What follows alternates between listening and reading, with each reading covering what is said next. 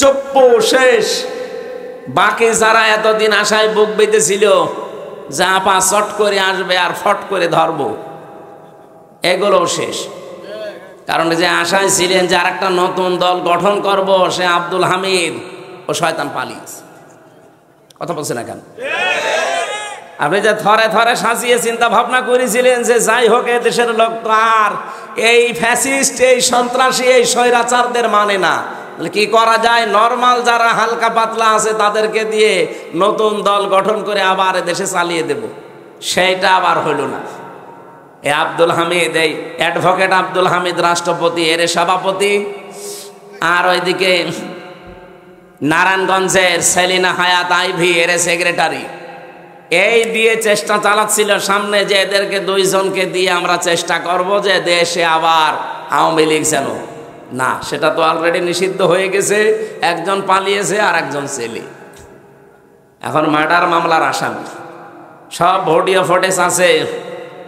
স্বরাষ্ট্রমন্ত্রী আসাদুজ্জামান কামালের সাথে ওই সময় পুলিশের আইজিপি যে ছিল আব্দুল্লাহ মামুন, তার সাথে ভিডিও কি কি কথা হচ্ছে একেবারে দাঁড়িয়ে, সব এখন প্রমাণ হাতে নাতে। আপনি যাবেন কোথায়? আর বাকি 3 নাম্বার স্থলে ছিল সাবের হোসেন চৌধুরী, আর আরেকজন ছিল ওদিকে কক্সবাজারের। এই দুইজনকে দিয়ে মনে করেছিল 3 নাম্বার স্তরে এদেরকে দিয়ে সাজাবো, সেইটাও গুড়ে বালি। সে সাবের হোসেন চৌধুরীও নেই, আর এই কক্সবাজারে সে বাটা জাফরও এখন ছেলে। তাহলে 1 2 3 স্তর স্তরে সব শেষ। আপনি এখন যাবেন কোথায়? যাবেন কোথায় মানে জালেমরা যা করেছে তার পরিণতি ভোগ করা লাগবে না?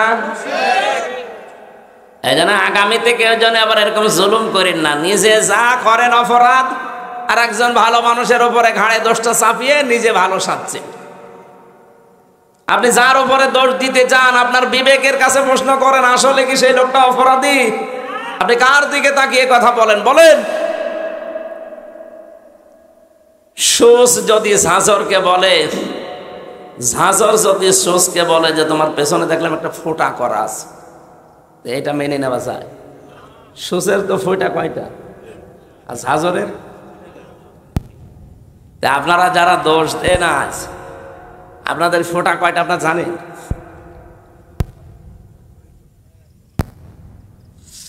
রাজবাড়িবাসী 13 বছর মার খাওয়ার পরে যেহেতু শুধুমাত্র একটা অস্ত্র ছিল যে ধৈর্য, এই শেষ, আর কিছু করা যাবে না। আমরা এই 15 বছরে তাই পেলাম, ধৈর্য, আর কিছু নেই। ঠিক আমার মনে হয় 13 বছর পরে যেমন ওসিনা অনুমতি দেওয়া হয়েছিল, আমাদেরও 15 বছর পরে এখন আমরা অনুমতি পেয়ে গেছি। যা করেছেন আর সুবহানাল্লাহ, আস্তাগফিরুল্লাহ, আলহামদুলিল্লাহ না, এখন ইটের জবাব পাথর দিয়ে দেওয়া হবে। কিছু করে দেখেন তো, হয় থাকবো না যাব। কারণ নবীজি 13 বছরের পর অনুমতি যদি পাই, আমরা 15 বছরের পর পাবা না। 15 বছর অলরেডি পার করে ফেলেছি, সুতরাং অনুমতি এবার পেয়েছি। এরকম রাজবাড়ি হয়নি? যারা এই কাজে ছিলেন, আপনি নিজেকে নিজে প্রশ্ন করেন। এরকম হাজার হাজার অপরাধ দুনিয়ায় আপনার আছে, কিন্তু আমরা কিচ্ছু বলতে পারি না, কারণ আমাদের হাত বাঁধা। আমাদেরকে একটা মিথ্যা ট্যাগ দিয়ে দুর্বল করে রেখেছিল যে আমরা নাকি যুদ্ধ অপরাধী, আমরা নাকি রাজাকার। অথচ এটা তো পুরা বানোয়াট, এখন তামাম দুনিয়া দেখতে পাচ্ছে। সিনেমা বানাতো, নভেল, নাটক, থিয়েটার, বই লিখত, মঞ্চস্থ করতো নাটক পর্যন্ত, মামলা হামলা কেস কাম ছবি ফটো যা দিত। একটা হুজুর মাথায় টুপি আর মুখে দাড়ি দেখলেই মানুষ মনে করতো এটা যুদ্ধ অপরাধী, এটা রাজাকার। অথচ যুদ্ধ অপরাধী বলা হয় যারা যুদ্ধ করে অন্যায়ভাবে তাদের। তো অন্যায়ভাবে যুদ্ধ করেছিল পাকিস্তানের সেনাবাহিনী, যুদ্ধ অপরাধী হলে তারা হবে। এক কথা বলেন এখানে। আর রাজাকার আন্তর্জাতিক 2টা রিপোর্ট বের হয়েছে গতকালকে ভিডিও আকারে। ওই জামানায় যারা 71 সালে ভিডিও করেছিল, 2টা আন্তর্জাতিকে বাংলাদেশের রিপোর্ট না, এরা তো সব ভেজাল। আন্তর্জাতিক 2টা রিপোর্টে দেখাচ্ছে পাকিস্তানদের পাশাপাশি যারা এই যে রাজাকার বলা হয়, তাদেরও পোশাক ওই সামরিক বাহিনীর মতো ছিল। পুলিশের এখানে লেখা থাকে না বাংলাদেশ পুলিশ, বলেন না কেন? ওদেরও পোশাকে লেখা আছে ইংরেজিতে রাজাকার, RAZAKAR, রাজাকার। আমি বাংলায় ইংরেজিতে লেখা দেখলাম। তাহলে ওই সময় একটারও মুখে আমি প্রায় 30-31 জন লোকের গণনা করেছি, একটা রাজাকারেরও মুখে দাড়ি নেই, শুধু গোপ, মোজ বড় বড়, রবি ঠাকুরের মতো। রাজাকার হলে আমার মনে হয় যাদের গোপ বড় তাদেরকে রাজাকার বলা যায়। ওই মিলিটারির পোশাক যারা পরেছিল ওদের সহকারী ছিল এরা। ওদেরকে দিয়ে যখন কাজ আর হয় না তখন এদেরকে সহকারী হিসেবে কাজে লাগায়, সাপোর্টার। তো একটারও মুখে আমি দাড়ি পেলাম না, মাথায় টুপি পেলাম না। সব মিলিটারির যে পোশাক সেই পোশাক তাদের পরানো, দাড়ি একটারও নেই, শুধু গোপ আছে, প্যান্ট শার্ট পরা। আপনি কেন রাজাকার শুনলে আমার মতো মানুষ দেখলে মনে হয়? কেন যুদ্ধ অপরাধী শুনলে আমার মতো মানুষ দেখলে মনে হয়? আমি তো যুদ্ধ করিও না, যুদ্ধের পক্ষেও ছিলাম না, এইটা আমার অপরাধ। এখন পৃথিবীর মানুষ, বাংলাদেশ তো অলরেডি টের পেয়ে গেছে যে কেন ওই সময় আমরা পাকিস্তানের পক্ষে ছিলাম, ভারতের বিপক্ষে ছিলাম। আজ সারা বাংলাদেশ যেমন আপনি ছোট মানুষকে জিজ্ঞাসা করেন কালকে হয়েছে, ওরে যদি বলেন তুমি কোন পন্থী, ওই একবারে বলবে আমি পাকিস্তানের পন্থী। ও জীবনেও ভারতপন্থী বলবে না, কারণ ভারত আল্লাহর ঘর ভেঙে দিচ্ছে। ওই জামানায় ঠিক এই 54 বছর আগে ওরাও এইটাই বুঝেছিল। আমরা 54 বছর পরে যেটা টের পাচ্ছি, ওরা ওই সময় ওটা আগেই বুঝেছিল। যাদের পক্ষ নিয়ে করব কি? এই মাতাল জাতিটা, এই পৃথিবীর নিকৃষ্ট জাতি, এই মুশরিকরা, ওরা যা সাপোর্ট করছে, ওরা যদি 5 টাকা সাহায্য করে 15 টাকা খাবে। এই জন্য হয়তো চুপ ছিল, কিছু বলে নাই। আর তাদের উপরে দোষ চাপিয়ে এতদিন পর্যন্ত কালার তো করেছেনি, আবার এখনো পর্যন্ত কালার করার চেষ্টায় আছে। কিছু হলে আপনি 71-এর তুলনা দেন, কিছু হলে 52, কিছু হলে 47। আরে শয়তান, 24-এর তুলনা দিতে পারো না?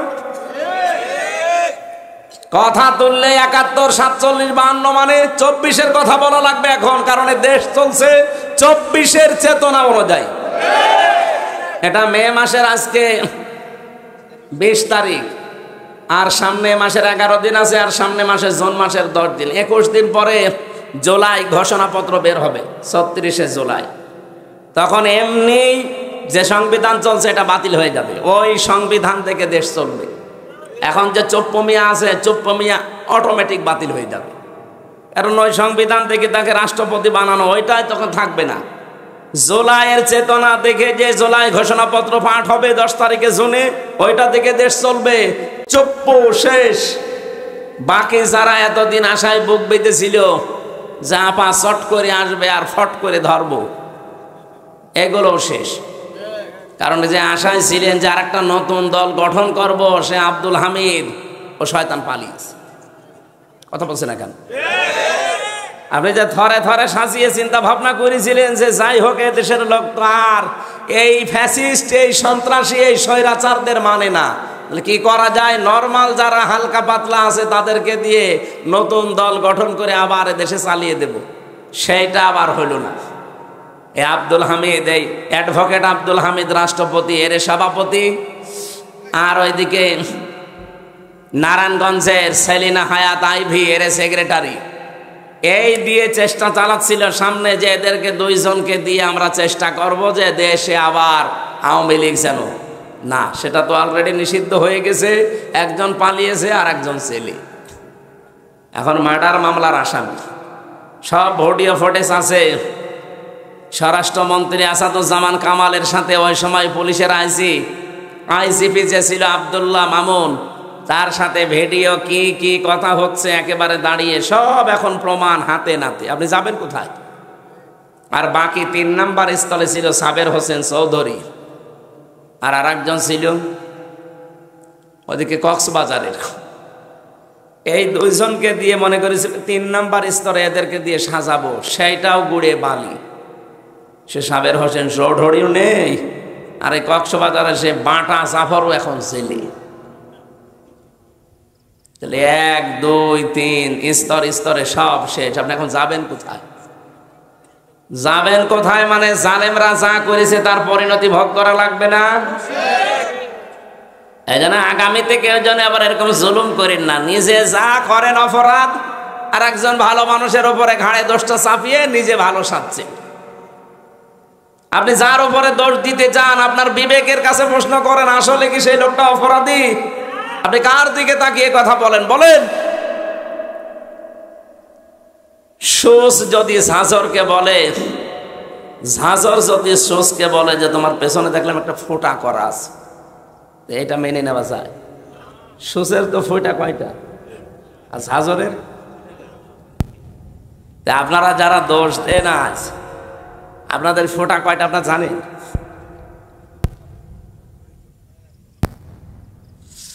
রাজবাড়িবাসী 13 বছর মার খাওয়ার পরে যেহেতু শুধুমাত্র একটা অস্ত্র ছিল যে ধৈর্য, এই শেষ, আর কিছু করা যাবে না। আমরা এই 15 বছরে তাই পেলাম, ধৈর্য, আর কিছু নেই। ঠিক আমার মনে হয় 13 বছর পরে যেমন উসিনা অনুমতি দেওয়া হয়েছিল, আমাদেরও 15 বছর পরে এখন আমরা অনুমতি পেয়ে গেছি। যা করেছেন আর সুবহানাল্লাহ, আস্তাগফিরুল্লাহ, আলহামদুলিল্লাহ না, এখন ইটের জবাব পাথর দিয়ে দেওয়া হবে। কিছু করে দেখেন তো, হয় থাকবো না যাব। কারণ নবীজি 13 বছরের পর অনুমতি যদি পাই, আমরা 15 বছরের পর পাবা না। 15 বছর অলরেডি পার করে ফেলেছি, সুতরাং অনুমতি এবার পেয়েছি। নিজে মানবতা বিরোধী কোনো কাজে আঞ্জাম দেয়, আর কাজটা যখন হয়ে যায় তখন একটা ভালো মানুষ নিরপরাধ মানুষের ওপরে দোষটা চাপিয়ে দিয়ে নিজে ভালো, নিজেকে ভালো সাজায়, মানুষের কাছে বলে যে এই কাজ আমার দ্বারা হয়নি। আল্লাহ তাআলা বলেন, দুনিয়ার কেউ যদি নাও বোঝে, ফাকাদি তামালা বহুতানা ওয়া ইসমাম মুবিনা, সে যেন প্রকাশ্য পাপের বোঝা বহন করে নিয়ে বেড়াচ্ছে। আর রাজবাড়িবাসী আয়াত থেকে কি পেলেন আপনি বলেন তো? কোন নিরপরাধ মানুষের উপরে যদি কি সত্যি কোনো অপরাধ আপনি চাপিয়ে দেন, যে বিষয়ে সে জ্ঞান রাখে না, জানেও না ওই বিষয়টা, আপনি লিখে নিতে পারেন কোরআনের আয়াত, আমি তো 100% বিশ্বাস করি মাস্ট বি ওই অপরাধ দুনিয়ায় আল্লাহ আপনাকে দিয়ে করাবে, এরপরে আপনার মরণ হবে। আপনি ভালো ভালো মানুষকে বিনা দোষে মেরে ফেলেছেন, এমন এমন দোষ তাদের উপরে চাপিয়ে দিয়েছেন জীবনে যে লোকগুলো এ দোষ করে নাই। আপনি নিজেও জানেন যে এরা এই দোষে দোষী না। নিজের খাহেশ মেটাতে বিভিন্ন মানুষের প্ররোচনায় প্রলোভনে পড়ে, শয়তানের ধোঁকায় কোনো মানুষের যদি ক্ষতি করে ফেলেন, যে ক্ষতি করেছেন ওই ক্ষতি তো হওয়ার কথা ছিল না, আপনার নিজের রাগে পড়ে হিংসায় করে আপনি করেছিলেন। আপনি লিখে নিতে পারেন, কোনো অসুবিধা নেই, আমি লিখে দেব, যদি না হয় আমি ওই কাজ ঘটাবো। যা করলেন ওইটা আপনাকে জীবদ্দশায় আল্লাহ নিজে করাবে। আপনি মা বাংলায় বলছে, যারা এই যে 15.5 বছরে বহু মানুষকে বিপদে ফেলেছে বিনা কারণে, বিনা কারণে দুনিয়া থেকে বিদায়ও করে দিয়েছে, এমনকি আয়না ঘরে পর্যন্ত রেখেছে। যাদেরকে রেখেছিল বলেন তোরা কি আয়না ঘরে থাকার মতো মানুষ? সব বাদ দিলাম, শুধু ব্যারিস্টার আরমান, তার বাবার জন্য আপনি কাছে 8 বছর আয়না ঘরে রাখলেন। বাবা অপরাধী হলে যদি ছেলেকে অপরাধের শাস্তি দেওয়া লাগে, বলেন এই বাংলাদেশে 15.5 বছর যারা অপরাধ করেছে তাদের ছেলে মেয়েরাও তো এখন এই দেশে থাকার অধিকার রাখে না। বাবার অপরাধী যদি ছেলে অপরাধী হয়, তাহলে এদেশে আপনি থাকতে পারবেন? আইন তো আপনি নিজেই বানিয়েছেন, নিজেই ধরা খাবেন। কি বলেন? এই জন্য আইন বানানোর সময় চিন্তা ভাবনা করে বানাবেন। এখনো যারা দায়িত্বে আছে, আগে তো একটা বুকের ওপরে পাথর চাপা ছিল, মনে করছেন পাথরটা মনে হয় সরিয়ে গেছে? না, আগে তো কথা বলতে দিত না, আর এখন কথা বললে শোনে না। আগে কথা বলতে দিত না এক, আর এখন কথা বললেও শোনে না। কারণ যে কয়টা দায়িত্বে আছে অধিকাংশ গুলো এখন দেখতে পাচ্ছি আল্লাহ, রাসূল এবং মানবতার বিরুদ্ধে। আমার রাজবাড়িবাসী যে কথাটা শুরু থেকে তুলতে চেয়েছিলাম, খুব আশ্চর্য লাগছে আমার এই কয়েক মাস আগে তো মুখের উপরে তালা লাগানো ছিল, কথা বলতে দিত না, আর এমন একটা জামানায় এসে পড়লাম এখন কথা বললেও শোনে না। অবস্থা এই হয়ে দাঁড়ায়নি? এত কিছু বলছে জনগণ, না কারো কথায় কান দিচ্ছে না। ওই কয়েকটা হিজড়া মহিলা যা বলছে ওদেরই নাকি এই দেশ। ওরা বলছে পৃথিবী তোমার আমার, আর আমরা কি ভাড়াটিয়া? যে কয়টায় রাস্তায় নেমেছে নিজেদের অধিকার আদায়ের জন্য, কি অধিকার আদায় করবেন আপনি? এদেশের ছাত্র জনতা বলেছিল চেয়েছিলাম অধিকার, হয়ে গেলাম রাজাকার। ওরা উল্টিয়ে এখন ওইটা কাজে লাগাচ্ছে, যে চেয়েছিলাম হিস্সা, হয়ে গেছি বেশ্যা। আপনি তো আসলেও বেশ্যা। আপনার গোপন অঙ্গগুলো মানুষকে দেখান, আপনি একটা দাজ্জুস। ঢাকার রাজপথে যে কয়টা মিছিল করছে দেখেন, ওদের দিকে তাকালে আমার মনে হয় শয়তানও বলবে যে আউযুবিল্লাহ, নাউযুবিল্লাহ, আস্তাগফিরুল্লাহ। যেটা তার স্বামীকে দেখাবে সেইটা দেখাচ্ছে আমাদেরকে। হক আদায় করতেছি।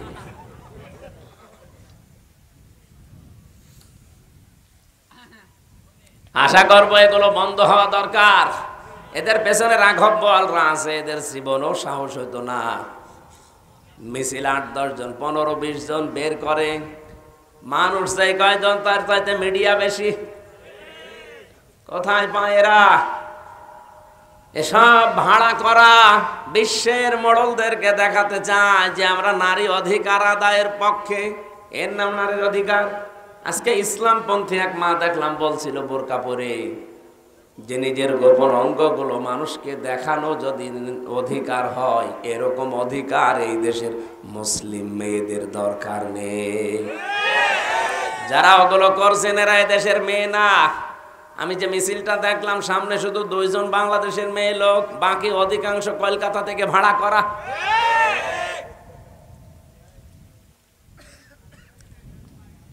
এখানে আফসোস লাগছে এখন যে আগে কথা তো বলতে দিত না, এক ঝামেলায় ছিলাম, আর এখন কথা বললেও এদেশের মানুষ শুনছে না। ওর চাইতে আরো বিপদে আছি। আগে তো বলতে দিত না, চুপ করে থাকতাম, যে যা করছে করুক গা। কিন্তু এখন বইলে করব কি? প্রকাশ্য ইসলামের বিরুদ্ধে, কোরআনের আয়াতের বিরুদ্ধে ওরা হাত দিয়েছে। ওরা বলছে দেহ আমার, সিদ্ধান্ত আমার। আপনি এত বড় কথা বলতে পারলেন এই 92% মুসলমানের দেশে? দেহ আপনার কোন বাবা দিয়েছে? কোরআনে কারীম জানিয়েছে এই দেহের মালিক শুধুমাত্র আল্লাহ। বাবা শুধু বিছানায় ছিল, এতটুকুই শেষ, তাদের আর দায়িত্ব নেই। ওরা বিছানায় 2 জন ছিল, এতটুকুই। বাকি যা করার এই বীর্য থেকে হামজা বানিয়েছে কে? রব্বুল আলামিন স্মরণ করাচ্ছেন আমাদেরকে, কাইফা তাকফুরুনা বিল্লাহি ওয়া কুনতুম আমওয়াতান ফাআহইয়াকুম সুম্মা ইউমীতুকুম সুম্মা ইউহয়িকুম সুম্মা ইলাইহি তুরজাউন। বলেন আল্লাহু আকবার। সূরা বাকারার 27 নম্বর 28 নম্বর আয়াতে আছে, আল্লাহ পাক বলেন আমার আফসোস, মানুষ আমার সাথে নাফরমানি করে, আমার এই মানতে চায় না, আমার সিদ্ধান্ত মানে না। বলে দেহ আমার, সিদ্ধান্ত আমার। মানুষ বলে কি করে? অথচ মৃত ছিল। ওরে আমি আল্লাহ নিজে জীবন দিয়েছি, শুধু জীবন দিয়ে ওরে আমি একেবারে শেষ করে দেইনি, ওরে আবার মরণ দেব। এ কথা কার? ওরে আবার মরণ দেব, ওরে আবার আমার কাছে নিয়ে আসব।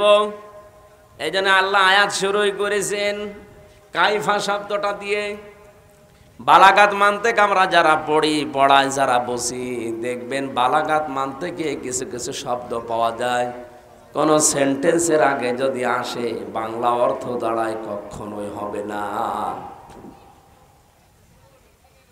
এই জন্য সে কথায় খুব স্বল্প সময় বলতে চাই, নিজে অপরাধ করবেন। আর নিরপরাধ মানুষ, অজ্ঞাত মানুষ, যে বিষয় এসে জানে না, এরকম একটা দোষ তার উপরে চাপিয়ে তাকে দুনিয়ার সামনে কালার করে দেবেন। আপনি লিখে নিতে পারেন ওই গোনা আপনাকে দিয়ে আল্লাহ দুনিয়ায় করাবেই। এই কথা বলেন না কেন? পাবনার আটঘরিয়ার উদ্দেশ্যে বলছি, যেহেতু এটা রেকর্ড হচ্ছে, তামাম দুনিয়া যায়। কোরআন শরীফে যারা আগুন দিয়েছেন, যেই দিয়েছেন সে দুর্বৃত্ত, সে সন্ত্রাসী, সে শয়তান। কোন মানব সন্তান কোরআনে আগুন দিতে পারে? যারা দিয়েছেন আপনি তো জানেন যে কে দিয়েছে। যেই হোক, যে দলের লোক হোক, তাকে আমি তাওবা করার আহ্বান জানাই। আর ও যদি তাওবা না করে, ওই রকম মানুষকে কেউ যদি সাপোর্ট করে, ও যেমন কাফের, কোরআনে আগুন দিয়ে আপনি সাপোর্ট করে আপনিও কাফের। এরকম কোন মানুষের জানাজা পড়া জায়েজ আছে? মাটিতে দেওয়া জায়েজ আছে? ওরে কবরেও দেওয়া যাবে না, জানাজাও দেওয়া যাবে না। দেবেন কোথায়? শ্মশানে। আজকের সভাপতি না, সভাপতি আসে নাই? ও ঠিক আছে।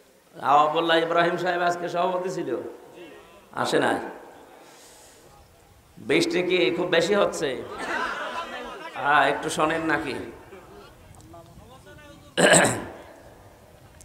রাজবাড়িবাসী, আমি আবার এটা রিপিট করছি, যে যেই দোষ করেননি ওই দোষে যদি দোষী হয়ে থাকেন আপনি আনন্দিত হবেন। আপনি চিন্তা করবেন যে কোনো অসুবিধা নেই, এই দোষ আমাকে যে দিল, এই দোষে তাকে আল্লাহ দোষী করবে, তাকে অপমান অপদস্থ করবে, এরপরে তার মরণ হবে, যার বাস্তব প্রমাণ হাসিনা। যা যা করেছিল নিরপরাধ মানুষদের উপরে, আল্লাহ তাকে দিয়ে ঠিক ওই অপরাধগুলো আবার করিয়েছে। ওই এতদিন বলি ছড়িয়েছে মানবতা বিরোধী অপরাধী, অথচ আল্লাহ তাকে আজ বিশ্বের সামনে মানবতা বিরোধী অপরাধী বানিয়েছে। তামাম দুনিয়ার 257টা দেশ জানে যে হাসিনা মানুষ হত্যাকারী।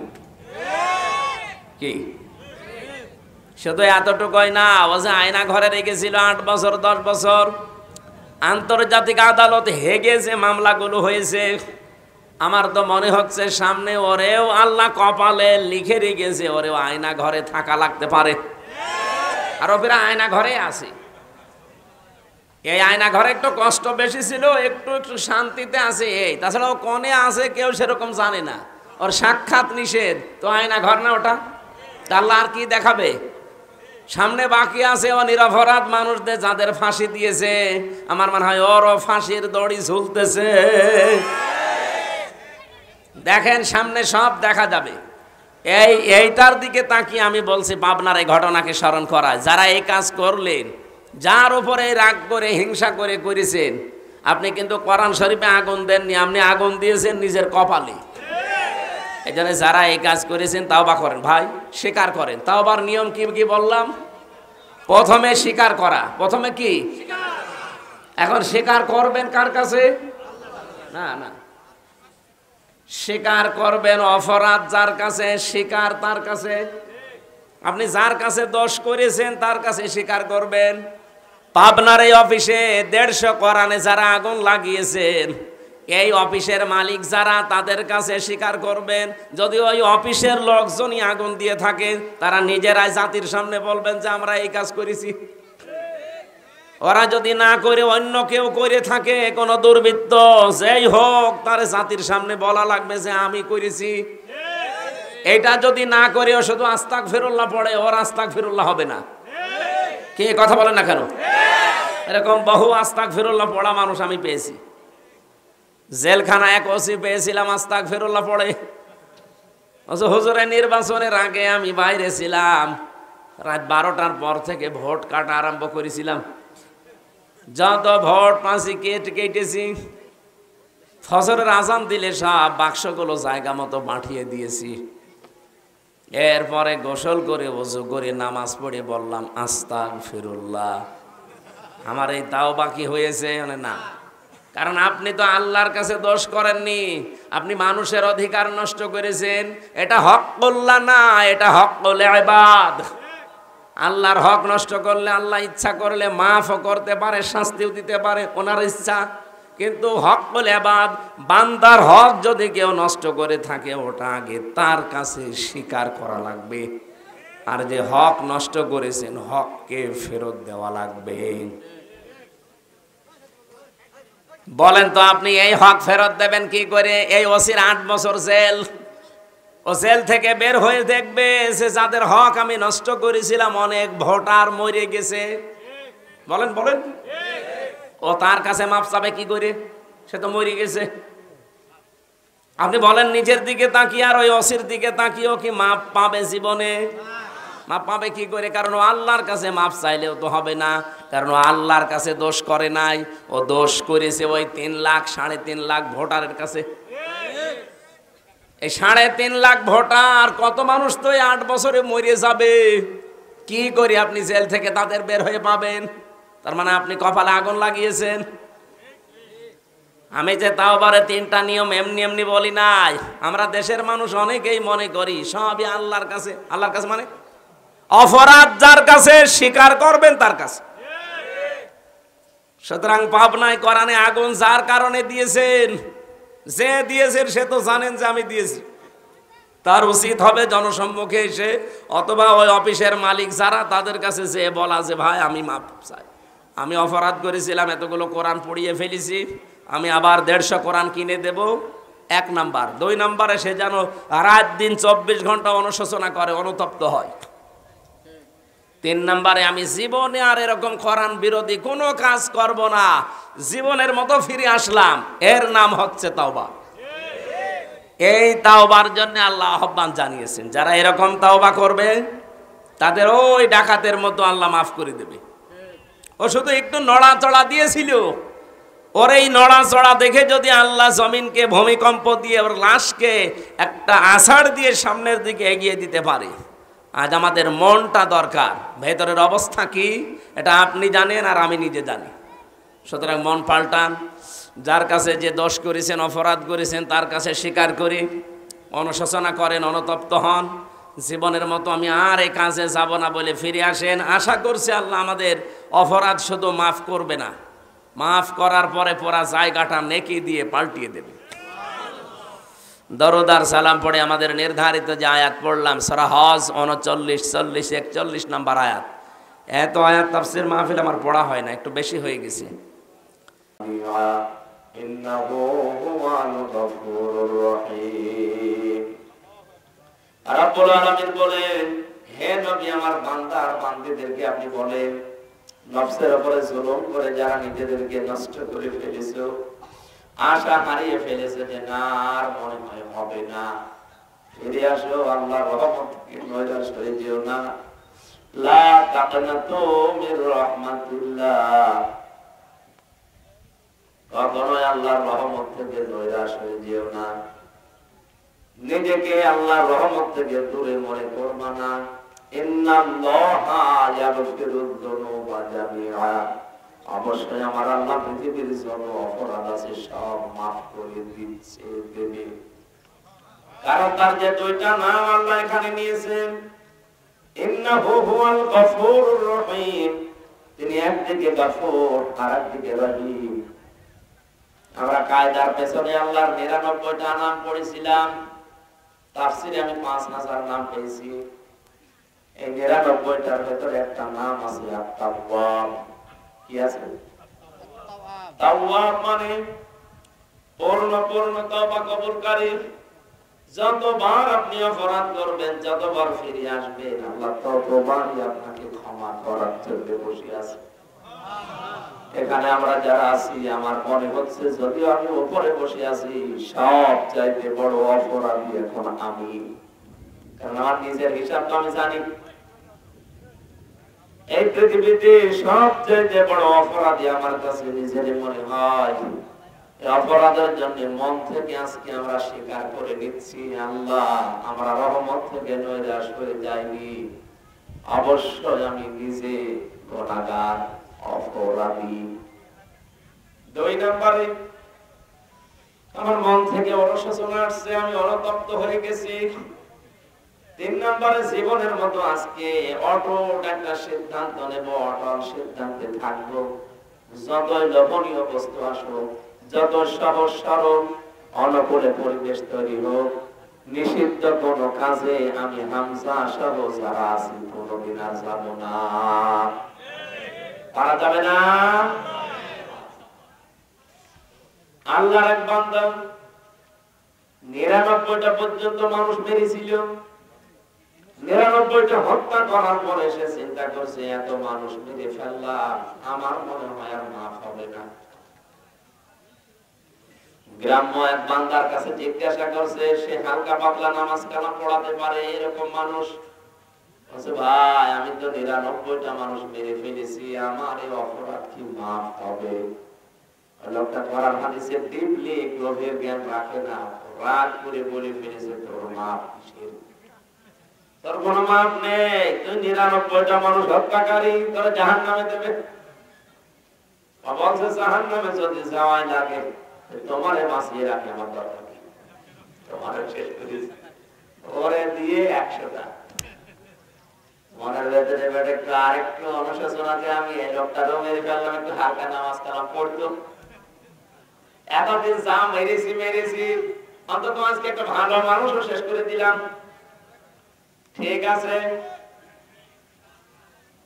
মানুষের কাছে খোঁজ খবর নিয়ে এর চাইতে ভালো জানে যে এরকম একজন আলেম মানুষের কাছে গেছে, সেই লোকটা ডাক দিয়ে বলছে যে না, আপনাকে আল্লাহ মাফ করে দিতে পারে যদি আপনি তাওবার মতো তাওবা করেন।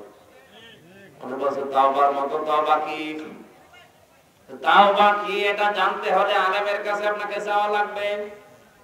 আপনি একজন আলেম, যে জ্ঞানী মানুষ, তাওবা বোঝে, তার কাছে যান, ভালো করে জিজ্ঞাসা করেন তার কাছে, জ্ঞানটা নেন, এলেমটা নেন, কি কি বলে আপনি সে অনুযায়ী বাকি জীবন চালান, আশা করি আল্লাহ আপনাকে মাফ করে দেবে।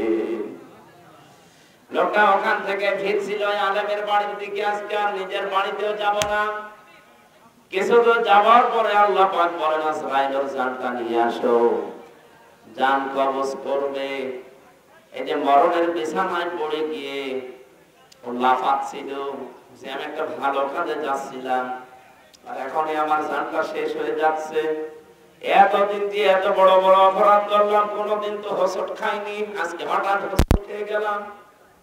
বুক দিয়ে হাত দিয়ে হাসড় দিয়ে সামনে যাওয়ার চেষ্টা ছিল, যতদূর পর্যন্ত গেছে জানটা কবজ হওয়ার পরে ফেরেশতারা চলে এসেছে। এসে জাহান্নামের একদল, জান্নাতের একদল। জাহান্নামের যারা, তারা বলছে রে আমরা জাহান্নামে নিয়ে যাব, 100টা মানুষ মেরে ফেলেছে। জান্নাতের মানুষ ফেরেশতা যারা বলছে না এরা জাহান্নামে নিতে দেব না, এ তো তওবা করার জন্য বাড়ি থেকে বের হয়েছিল। এ আলেমের কাছে জিজ্ঞাসা করে, আরেকজন আলেমের কাছে যাচ্ছিল তাওবার নিয়ম শিখতে, যদিও এখনো সে তাওবাটা পরিপূর্ণ করে নাই, শুধুমাত্র নিজে নিজে স্বীকার করেছে যে আল্লাহ আমি অপরাধী, আমি অনুশোচনা করছি, জীবনে কাজগুলো আমি আর করবো না, এগুলো জানার জন্য যাচ্ছিল, এখনো কিন্তু পরিপূর্ণ তাওবা সে করেনি। 2 দল ফেরেশতার ঝগড়া যখন আল্লাহ পাক রব্বুল আলামিনের কাছে তারা 2 দলেই গেছে, জিজ্ঞাসা করছে সিদ্ধান্ত মালিক তোমার, এ জান্নাতে যাবে না জাহান্নামে যাবে একটু আমাদের বলে দেন। সঙ্গে সঙ্গে আল্লাহ পাক বলেন একটা কাজ করো, আমার এই বান্দার লাশ থেকে ওর বাড়ি পর্যন্ত একটা মাপ দাও, আর ওর লাশ থেকে যে আলেমের বাড়ি যাচ্ছিল আলেমের বাড়ি পর্যন্ত একটা মাপ দাও।